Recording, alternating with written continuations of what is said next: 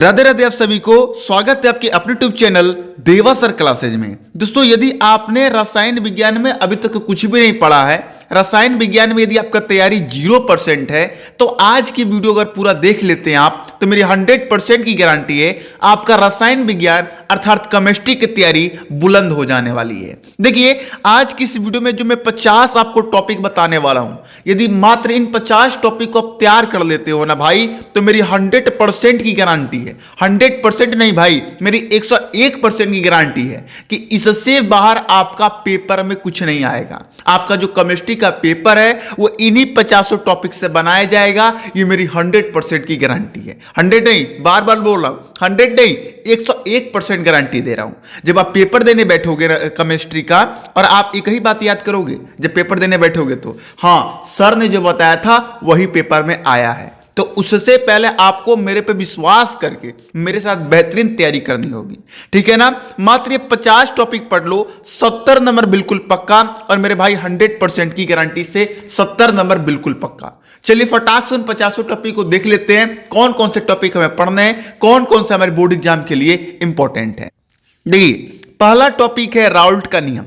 अब यहां पर जो टॉपिक आपको बताया जा रहा है, 50 टॉपिक में बता रहा हूं, इस 50 टॉपिक में अब आपको देखना है कि 50 टॉपिक में आपको कितना टॉपिक आ रहा है और कितना टॉपिक नहीं आ रहा है। जो टॉपिक नहीं आ रहा है उनको नोटबुक में नोट कर लीजिए और आज ही उन्हीं को तैयार कर लीजिए, ठीक है ना। जो नहीं टॉपिक आ रहा है उसे आज ही नोटबुक में नोट कीजिए और आज ही तैयार कर लीजिए। मतलब 50 के 50 टॉपिक आप रेडी रखिए मेरे भाई। और यदि ये 50 के 50 टॉपिक आपका रेडी है ना, तो आपको केमिस्ट्री में तहलका मचाने से कोई नहीं रोक सकता है। राउल्ट का नियम इज द मोस्ट इंपॉर्टेंट है भैया, बहुत इंपॉर्टेंट है। इसका जो सूत्र है P बराबर PA प्लस PB, ये तो और इंपॉर्टेंट है, तो इनको तो आपको तैयार कर ही लेना है। इस नियम के अनुसार किसी वाष्पशील अवयव घटक मोलरता के क्या होता है, नहीं, मोल प्रभाज के क्या होता है, समानुपाती होता है। इस नियम के अनुसार किसी वाष्पशील अवयव घटक के आंशिक वाष्प दाब मोल प्रभाज के क्या होता है, समानुपाती होता है। इतना तो लिखना है। अगला है हेनरी का नियम, इज द इंपॉर्टेंट क्वेश्चन, बहुत इंपॉर्टेंट है। नष्ट समीकरण, ठीक है, नर्नेस्ट समीकरण, कोलाउंस का नियम, इलेक्ट्रोड विभव। देखिए, ये जो नियम है, राउल्ट का नियम, हेनरी का नियम, कोलाउंस का नियम, 100% इनमें से एक ना एक आपके पेपर में आएगा, लिख लीजिए क्या आएगा, ठीक है ना। इलेक्ट्रोड विभव क्या है भैया, तो किसी इलेक्ट्रोड में इलेक्ट्रॉन द्वारा किया गया कार्य इलेक्ट्रोड विभव कहलाता है। मानक इलेक्ट्रोड विभव 25 सेल्सियस पर किसी इलेक्ट्रोड में इलेक्ट्रॉन द्वारा किया गया कार्य मानक इलेक्ट्रोड विभव कहलाता है। चलिए 7 नंबर क्वेश्चन देख लीजिए, वैद्युत रासायनिक श्रेणी क्या है, is the important question, very very important question.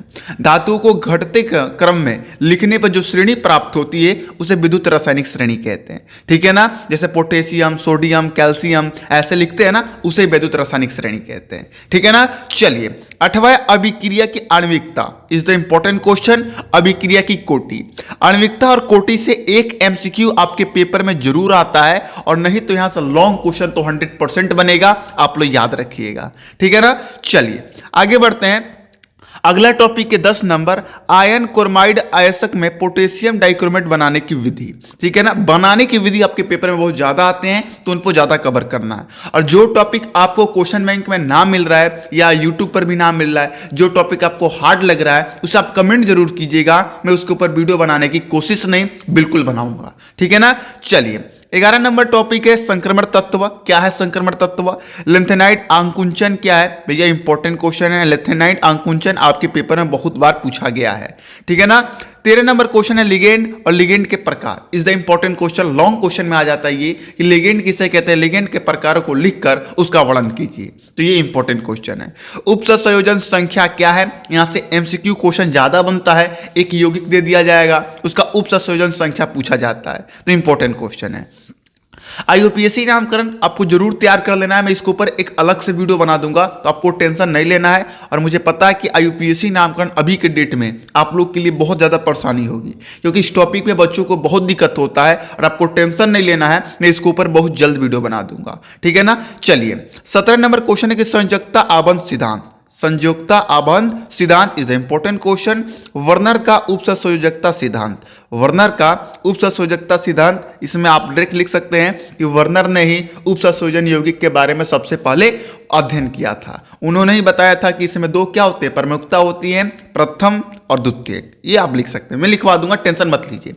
यदि आप कमेंट करेंगे तो इन 50 के 50 टॉपिक पर मैं एक वीडियो बना दूंगा। हाँ, वो वीडियो थोड़ा सा बड़ा ही होगा, लेकिन सारा एक ही वीडियो में कवर करा दूंगा, ठीक है ना। बस आपके कमेंट का इंतजार रहता है।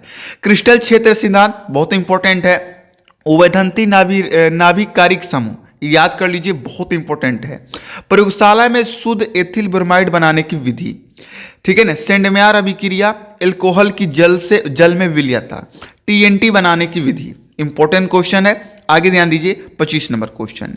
विलियमसन संश्लेषण अभिक्रिया किण्वन और अम्ल उत्प्रेरित जलयोजन द्वारा एल्कोहल की विरेचन की क्रिया विधि, ठीक है ना। एथिल अल्कोहल का निर्जलीकरण, ल्यूकास परीक्षण और फिनाल अम्लीय क्या है, फिनाल अम्लीय क्या है या क्यों है, ठीक है ना। फिनाल अम्लीय क्यों है, सॉरी।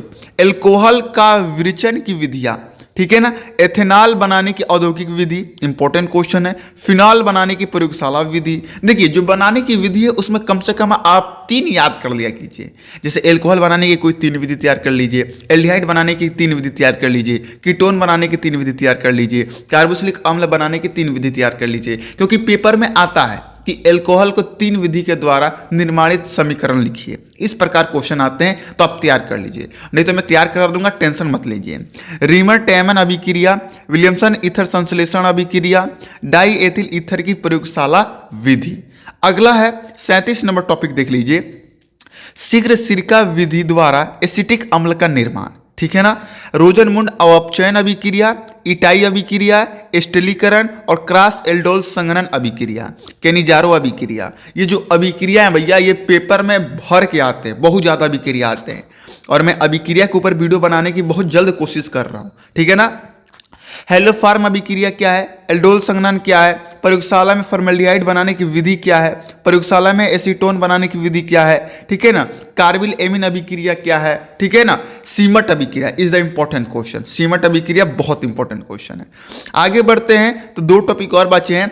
टालेन अभिकर्मक क्या है, टालेन अभिकर्मक, इसे किस यौगिक का निर्माण किया जाता है, कार्बोहाइड्रेट, और कार्बोहाइड्रेट के बारे में आपको पढ़ लेना है, ठीक है ना। और 51 नंबर टॉपिक में खुद से बता रहा हूं, प्रोटीन के बारे में थोड़ा सा जानकारी प्राप्त कर लीजिएगा और विटामिन के बारे में, ठीक है ना। बस अगर बात करते हैं कि सर इन टॉपिकों को हम पढ़ेंगे कैसे, देखिए 50 टॉपिक मैंने आपको बताया है। अब 50 टॉपिक में से जितना टॉपिक आपको आ रहा है वो तो ठीक है, जो टॉपिक आपको नहीं आ रहा है उनको नोटबुक में नोट करके अच्छे से तैयार कर लीजिए। वहाँ पर गूगल पे सर्च कर लीजिए, या आपके बुक में दिया होगा, या आपके नोट्स में दिया होगा, या क्वेश्चन बैंक में दिया होगा, या यूट्यूब पर। यदि आपको यहाँ पर भी नहीं मिल रहा है, और मिल भी रहा है तो बहुत कठिन मिल रहा है, बहुत हार्ड शब्दों में मिल रहा है, तो आप कमेंट कीजिए, मैं उसको खुद अपने यूट्यूब चैनल पर ही आपको पढ़ा दूंगा, ठीक है ना। चलिए, एक हमारा चैनल है श्रीजी क्लासेज, जिस पर क्लास 10 वालों की तैयारी कराई जा रही है। यदि आपके छोटे भाई बहन हैं या आपके दोस्त हैं जिनके भाई बहन क्लास 10वीं में हैं, तो आप जरूर कहिएगा उनसे कि श्रीजी क्लासेज चैनल पर ज्वाइनिंग करें।